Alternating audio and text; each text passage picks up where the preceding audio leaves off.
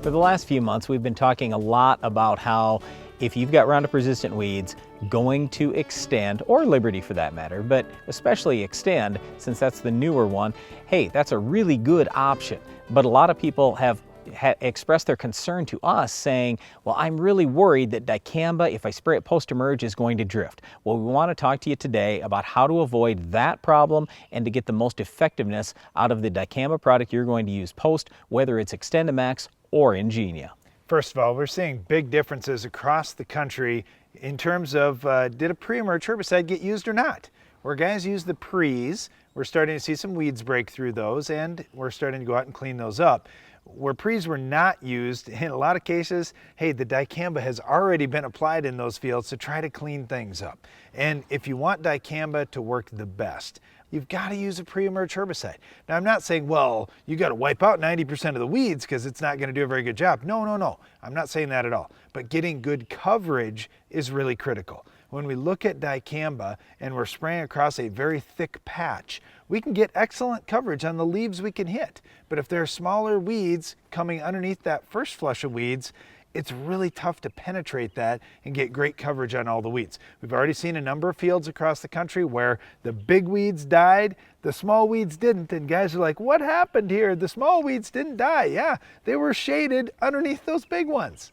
Thank you, Darren, for tempering our expectations with dicamba. But let me just say this, the only good news that I have here for you compared to a Roundup or Liberty is dicamba at least does have some residual. So it's possible that even if there are some little weeds below the canopy, if you got a rain and a good sized rain fairly soon afterwards, you could have that dicamba move in the soil and get to that little weed. Now let's talk specifically about Xtendimax and Engenia. What are these products? Well, they are dramatic volatility reduction products compared to Clarity. They say roughly 90% volatility reduction compared to Clarity, and Clarity was roughly 90% less than Banville. So if you look at old Banville and how it used to pick up and move from field to field after you had sprayed, the likelihood of that happening with Engenia and Xtendimax is really, really slim. So don't get too worried about spraying this stuff post-emerge. Just use it at the labeled rate and in the labeled fashion. In other words, there are two big things here we're going to talk about.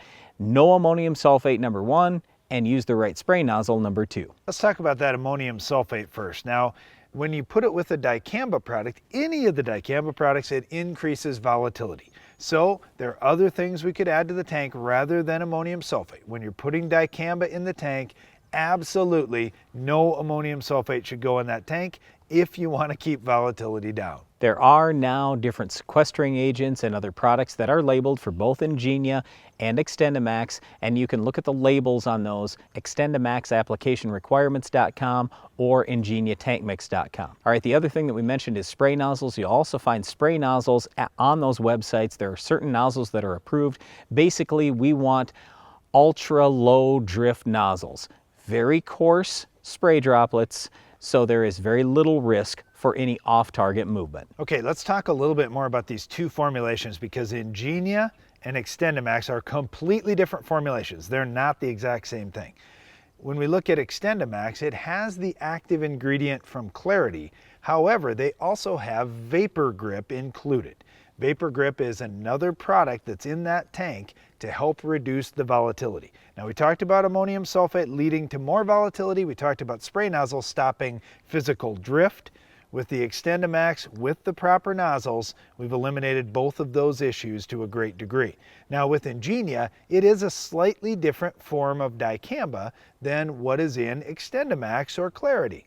So Engenia's got a new formulation, a new salt of dicamba, as you'll hear BASF explain, and that particular salt has much less volatility. So when we look at Vapor Grip, huge reduction in volatility. We look at the new Engenia, huge reduction in volatility. Both of these products get to the same endpoint, just a little different way. So they're going to still have that weed killing power of dicamba, but they aren't going to have the volatility concerns that we had with Banville and Clarity. Okay, so which one are you going to pick, Engenia or Xtendimax? Look, a lot of farmers are going with Xtendimax because if they're already in on Roundup Ready Plus, the Xtendimax is going to be less expensive. BSF does have programs out there too, so in some cases Engenia may be less expensive, but at least at this point we're seeing a lot more acres go Xtendimax. We think both products are good. We're using both products on our farm. They are both very effective. So Engenia and Xtendimax, two different products, both with great volatility reductions from the old formulations of dicamba. We're excited about them for controlling Roundup resistant weeds. Our weed of the week is Roundup resistant, but will those products stop it? We'll let you know later in the show.